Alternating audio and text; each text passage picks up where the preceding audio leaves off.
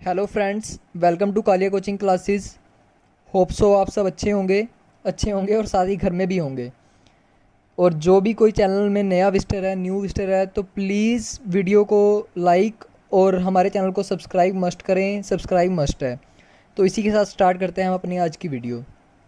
आज हम बात कर रहे हैं +1 फिज़िक्स की। अब चैप्टर 1 और चैप्टर 2 को ये कंटेन कर रहा है एनसीईआरटी के हिसाब से।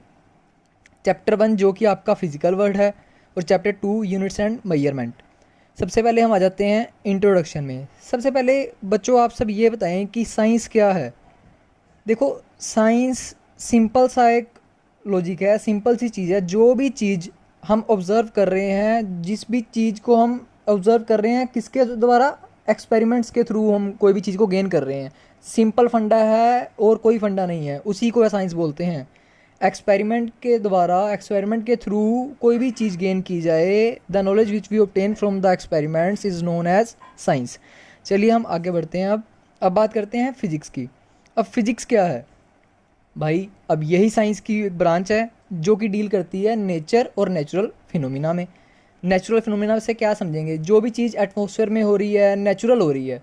नेचुरल मतलब लाइटनिंग हो रही है, कैसे हो रही है, क्यों हो रही है, ये सब फिजिक्स में आता है। तो चलिए अब हम आगे बढ़ते हैं। अब आ जाता है, इस चैप्टर के अंदर आता है सिस्टम ऑफ यूनिट्स। अब बच्चों सिर्फ और सिर्फ 3 चीज़ें ध्यान में रखनी है। सबसे पहले लेंथ, मास और टाइम। पूरे का पूरा चैप्टर के अंदर ही 3 चीज़ है और कोई चीज़ नहीं है, ज़्यादा मेन नहीं है। आप 3 चीज़ें ध्यान में रखिए, लेंथ, मास और टाइम। सबसे पहले आ जाता है हमारे पास एफपीएस सिस्टम। एफपीएस का मतलब एफ से फुट जो कि लेंथ आता है, पी से पाउंड ये मास, और एस से सेकंड ये टाइम की यूनिट है। सेकंड सिस्टम आ जाता है हमारे पास सीजीएस सिस्टम। सी से सेंटीमीटर जो कि लेंथ की यूनिट है, जी से ग्राम जो कि मास की यूनिट है, एस से सेकंड जो कि टाइम की यूनिट है। थर्ड सिस्टम आ जाता है एम के एस सिस्टम। एम से मीटर जो कि लेंथ की यूनिट है, के से किलोग्राम जो कि मास की यूनिट है, एस से सेकंड जो कि टाइम की यूनिट है। चलिए आगे बढ़ते हैं। अब क्वेश्चन नंबर 4 देखिए, हाउ टू डिराइव यूनिट्स। अब दोस्तों जो मैंने आपको 3 चीज़ें बताई थी, लेंथ, मास, टाइम। अब लेंथ की जो बेसिक यूनिट्स है ना, बेसिक को हम बोलते हैं फंडामेंटल यूनिट्स। बेसिक यूनिट्स है लेंथ की मीटर, और आपका मास की किलोग्राम, और टाइम की सेकंड। इन तीनों की ही हेल्प से हम आगे फॉर्मूला ड्राइव करेंगे, यूनिट्स ड्राइव करेंगे। तो उन यूनिट्स को हम नाम दे देते हैं डिराइव्ड यूनिट्स। अब अब हम आते हैं कि इसका डायमेंशनल फॉर्मूला कैसे निकालते हैं। अब देखिए, मैं यहाँ पर बात कर रहा हूँ सबसे पहले एरिया की। एरिया का फॉर्मूला क्या होता है? Length into breadth. अब बात लेंथ की करूँ, बात ब्रेथ की करूँ, मैयर तो मीटर में ही होगा ना। मैयर तो लेंथ किस में? लेंथ भी एक मीटर में ही मैयर की जाएगी, ब्रेथ भी एक मीटर में ही मैयर की जाएगी। तो इसकी जो यूनिट है लेंथ ही रहेगी और ब्रेथ की भी यूनिट लेंथ ही रहेगी। अब एल इंटू एल क्या बन जाएगा? L square. अब हमने लिखना कैसे है वो देख लीजिए। ये स्केयर ब्रैकेट्स के अंदर आता है हमेशा, और एम एल टी की फॉर्म में आएगा। अब एम यहाँ पर कुछ है नहीं, एम की पावर 0 कर दी, एल की पावर 2 कर दी, टी की पावर 0 होगी। ये हो गया डिराइव हमारे पास एरिया का यूनिट्स। अब बात करते हैं वॉल्यूम की। वॉल्यूम का फॉर्मूला क्या है? L into B into H. अब एल भी मीटर में, बी भी मीटर में और एच भी मीटर में, ये क्या बन गया? L cube. अब इसको कैसे कहेंगे हम? एम की 0, एल की 3, टी की 0। अब बात करते हैं डेंसिटी की। डेंसिटी का फॉर्मूला क्या होता है? Mass upon volume. अब मास का एम लग गया, वॉल्यूम अभी हमने ऊपर से निकाला एल की क्यूब। अब एल की क्यूब अगर ऊपर जाएगी तो एल इनवर्स क्यूब बन जाएगी ना, एल-3 बन जाएगी। तो m1 l-3 टी की पावर 0। अब बात कर लेते हैं अगली बारी स्पीड और वेलोसिटी की। अब स्पीड का फॉर्मूला क्या होता है? डिस्टेंस अपॉन में टाइम टेकन। अब डिस्टेंस की यूनिट क्या है? लेंथ, और टाइम तो हमारा टी ही है। अब इसका क्या बन जाएगा डायमेंशनल फॉर्मूला? एम की पावर 0, एल की पावर 1, टी की पावर -1। अब बात करते हैं हम एसेलरेशन की। एसेलरेशन क्या होता है? चेंज इन वेलोसिटी अपॉन में टाइम टेकन। अब वेलोसिटी की हमने अब निकाल लिया है, ऊपर निकाल लिया है, एल बाई टी अपॉन में टी। अब ये क्या बन जाएगा? एल अपॉन में टी का स्केयर, टी का स्केयर ऊपर जाके एल टी-2। ये अब देखो क्या बन जाएगी इसकी जो डायमेंशनल फॉर्मूला, वो क्या बन जाएगा? एम की पावर 0, एल की पावर 1 और टी की पावर -2।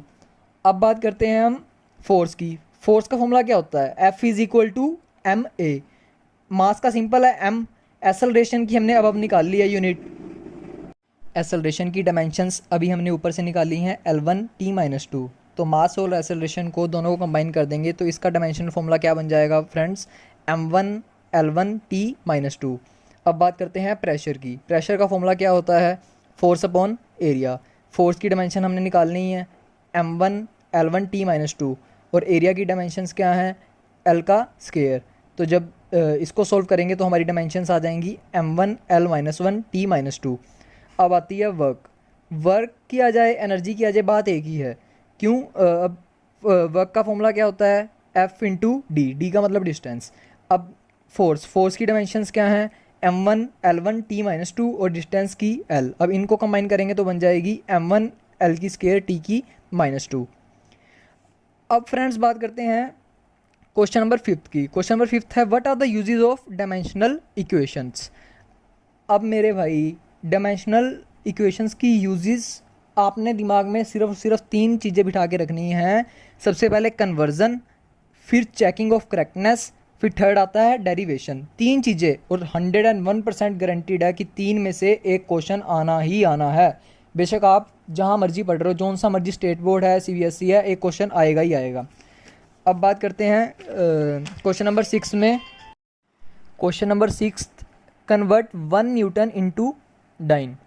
अब ये पार्ट शुरू करने से पहले मैं आप सबको बता दूं कि अगर कहीं पे भी कुछ चीज़ ना समझ आ रही हो तो वहीं पे वीडियो स्टॉप करके कमेंट ज़रूर लिखें कि हमारे को ये चीज़ नहीं समझ आई सर, प्लीज़ दोबारा से बताइए। जो भी कुछ है प्लीज़ पूछिए ज़रूर, और मैं आंसर 101% गारंटीड दूंगा ही दूंगा। अब सबसे पहले हमारे को पता है कि न्यूटन जो है फोर्स की SI यूनिट है, और जो डाइन है वो CGS यूनिट है। CGS अभी हमने पीछे पढ़ा है। अब सबसे पहले अब इसका ये फॉर्मूला यूज्ड, मैंने जहाँ पे लिखा हुआ है ना फॉर्मूला यूज्ड, अब यहाँ पर इसको देखिए। अब ये फॉर्मूला लगेगा ही लगेगा, जब भी कन्वर्जन की बात आएगी तो ये फॉर्मूला लगेगा। अब ये N2 = N1, ये M से मास, L से लेंथ, T से टाइम। इसकी पावर दे देना, मास को A दे देना, L को B दे देना, T को C दे देना। यहाँ आप अपनी नोटेशन कुछ भी दे सकते हैं। अब मेरे को ये N1 N2 क्या है इन्होंने बता रखा होगा, भी कन्वर्ट 10 न्यूटन, कन्वर्ट 100 न्यूटन, ये नंबर है आपका। ये मेरे को बोला 1 न्यूटन, तो मैंने यहाँ पर ये N1 को 1 ले लिया। अब जिसमें निकालना है ना, अब जैसे ये डाइन में निकालना है, मेरे को CGS में निकालना है, तो वो यूनिट्स नीचे आएंगी हमेशा। जिसमें भी निकालना हो, जैसे इनटू जिसमें कन्वर्ट करना है, ये वाली चीज़ नीचे आएगी हमेशा। अब सबसे पहले मास है, मास किस में होता है CGS के अंदर, ये नीचे वाला देखिए, नीचे वाला पार्ट ये ग्राम में, लेंथ किस में सेंटीमीटर में, टाइम किस में सेकंड में। अब ऊपर वाले की बारी है न्यूटन। अब भाई ये ऐसा यूनिट है, ऐसा यूनिट में मैंने तुम्हारे को 3 चीज़ें बताई थी, किलोग्राम, मीटर और सेकंड, ये ऊपर लिख दिया मैंने। अब इसको जब मैंने सोल्व करा, 1 kg = 1000 ग्राम, 1 मीटर = 100 सेंटीमीटर। अब ये 1 सेकंड किया तो कट ही गया। अब इसको जब मैं सिंपली सोल्व करूँगा, ये तो 10⁵ आ गया। अब सिंपल मेरा आंसर आ गया है। अब 1 न्यूटन = 10⁵ डाइन। अब आप अपनी तरफ से भी कुछ भी ले सकते हैं। Convert 10 joule into ergs. अब जाउल और अर्ग किसकी है, CGS यूनिट एनर्जी की। अब आपका ये क्वेश्चन है, आप प्लीज़ ट्राई जरूर कीजिएगा। अब बात करते हैं क्वेश्चन नंबर 7 की। अब क्वेश्चन नंबर 7 है चेकनेस के ऊपर। चेकनेस का मतलब क्या है मेरे भाई, चेकनेस का मतलब है कि जो भी डायमेंशंस हैं वो क्या सही लग रही हैं इस फॉर्मूले के अंदर। अब ½ mv² = mgh। अब क्वेश्चन स्टार्ट करने से पहले मैं आप सबको एक चीज़ बता दूं कि इसके अंदर कांस्टेंट चीज़ की कोई भी वैल्यू नहीं है, मतलब कांस्टेंट चीज़ नेग्लिजिबल है, उसकी कोई डायमेंशंस नहीं होती। अब देखिए मेरे भाई, वीडियो स्टार्ट करते हैं, अपना ये क्वेश्चन स्टार्ट करते हैं। अब इसके अंदर हाफ की कोई वैल्यू नहीं। अब मैंने 2 पार्ट में कन्वर्ट कर लिया इसको, LHS में और RHS में। अब M की जो डायमेंशंस है वो M है, सिंपल मास ही M की M ही रहेगी। अब V से वेलोसिटी है, वेलोसिटी की हमने पीछे क्या निकाली थी, L1T-1, इसका स्क्वायर है, L का भी स्क्वायर हो जाएगा, T की -1 को 2 के साथ करूँगा तो इसका भी -2 हो जाएगा। ये निकल गई यहाँ से मेरी डायमेंशंस। अब बात करते हैं RHS की, MGH, M की M ही रहेगी। अब G क्या है, एक्सेलरेशन ड्यू टू ग्रेविटी, तो एक्सेलरेशन की हमने निकाली थी अभी पीछे, L1T-2। और आपका हाइट किस में मेजर होती है, मीटर में ना, यानी कि लेंथ ही है ये भी, तो इसको भी मैंने लेंथ कर दिया। अब इन सबको सोल्व करूँगा तो देखो ये डायमेंशंस बिल्कुल सेम आ रही है, जो LHS में है वो RHS में है, यानी कि जो फॉर्मूला डिराइव्ड हुआ है ये एकदम करेक्ट है, यानी कि इसकी चेकनेस जो है वो सही है। अब बात करते हैं हम क्वेश्चन नंबर 8 की। अब भाई क्वेश्चन नंबर 8 थोड़ा सा लॉजिकल है, कॉम्प्लिकेटेड है, ध्यान से देखना है। अगर ध्यान दोगे तभी समझ आएगा, नहीं तो मिस हो जाएगा। अब derive an expression for time period of a simple pendulum which में डिपेंड अपॉन।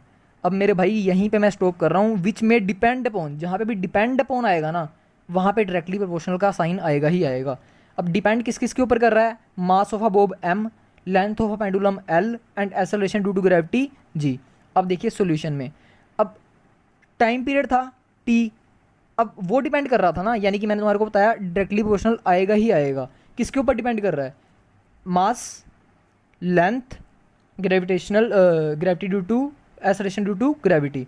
अब ये जो जितनी भी तुम आप सबको दिया होगा यहाँ पर मास, लेंथ या फिर एक्सेलरेशन ड्यू टू ग्रेविटी, जो भी कुछ दिया होगा, कुछ और भी पूछ सकते हैं, वो बोल सकते हैं अभी फोर्स है, कुछ भी है, तो इनको नोटेशन आपने अपने आप से देनी है। जो भी जितनी भी चीज़ें पूछी होंगी, m की पावर a कर दिया, l की पावर b कर दिया, g की पावर c कर दिया मैंने यहाँ पर। अब आप सबको पता है कि डायरेक्टली प्रोपोर्शनल जब भी हटाते हैं तो वहाँ पर कोई ना कोई कांस्टेंट चीज़ लगती है, तो मैंने यहाँ पर k लगा दिया। अब ज़रूरी नहीं है कि k ही लगेगा, जो मर्जी लगा लेना वहाँ पर। अब इसकी डायमेंशंस किसकी फॉर्म में लिखनी है, तीन ही चीज़ें हैं भाई, और तो कोई चीज़ ही नहीं, m, l और t। अब टाइम पीरियड है, टाइम के अंदर ना तो मास आता है ना लेंथ आता है, सिर्फ टाइम ही आ रहा है ना, तो ये देखिए LHS में मैंने लिख दिया m0 l0 t की पावर 1। अब कांस्टेंट की कोई डायमेंशन नहीं है, मैंने आपको पहले भी बताया था, इसलिए यहाँ से m की जो है मास है, मास की डायमेंशन m आ गया यहाँ पर, और आगे l लेंथ है, लेंथ की डायमेंशन क्या आएगी, सिंपल l, और ये एक्सेलरेशन की डायमेंशन क्या आएगी, l1 t-2। अब इस सब को मैंने इक्वेट कर दिया। इक्वेट कैसे किया, जो सेम था, जो बेस सेम था, हमने छोटे होते से पढ़ते आ रहे हैं, बेस सेम पावर्स ऐड, बस ये आइडेंटिटी लगाई मैंने, ये मेरी इक्वेशन बन गई यहाँ पर। अब कंपेयरिंग का काम करना है, m वाले को m वाले के साथ, l वाले को l वाले के साथ, और t वाले को t वाले के साथ, यानी कि इसकी पावर्स को। अब सिंपल m की पावर LHS में 0 है और यहाँ पर a है, यानी कि a की वैल्यू क्या आ गई, 0। अब l की बात करते हैं, l की पावर 0 है और यहाँ पर l की पावर है RHS में b प्लस सी, यानी कि 0 is equal to b plus C. अब बात करते हैं, अब LHS में t की पावर 1 है और RHS में t की पावर -2c है। अब इस 1 को -2c के साथ कंपेयर करवा देना है। अब देखिए मेरे भाई, अब a की वैल्यू तो 0 है, अब प्लस का c है, वहाँ जाकर क्या हो जाएगा, माइनस का c, और ये जो माइनस का 2 है नीचे जाकर क्या बन जाएगा, c की पावर आ गई मेरे पास -12। अब जो ये c की वैल्यू -12 आई है, ये इस वाली इक्वेशन के अंदर पुट कर दो, यानी कि b की पावर -c थी, अब ये c की वैल्यू -12 है, माइनस माइनस प्लस हो जाएगा, b की वैल्यू क्या आ गई, हाफ, यानी कि a की वैल्यू पहले से 0 है, b की वैल्यू हाफ आ गई, c की वैल्यू -12 आ गई। अब ये देखिए मैंने यहाँ पर फर्स्ट इक्वेशन, यहाँ पे मैंने इसको डिनोट किया हुआ है फर्स्ट इक्वेशन से। अब a b c की वैल्यू आपको यहाँ पर पुट करनी है और कुछ भी नहीं है। अब t is equal to k, m की पावर a थी यानी कि a 0 हो गया, l की पावर b थी हाफ हो गया, c की पावर c थी तो ये हो गया हमारा, g की पावर c थी तो ये क्या हो गया हमारे पास, -12। अब मेरे भाई जो भी चीज़ माइनस में होती है यानी कि वो नीचे चली जाती है ना, नीचे जाके प्लस में हो जाती है वो, तो ये l की पावर हाफ ऊपर ही रहेगी, जो ये g की पावर -12 है ये नीचे चला जाएगा। अब हाफ का मतलब रूट में होता है, तो ये सारा कुछ मैंने रूट में लिख दिया।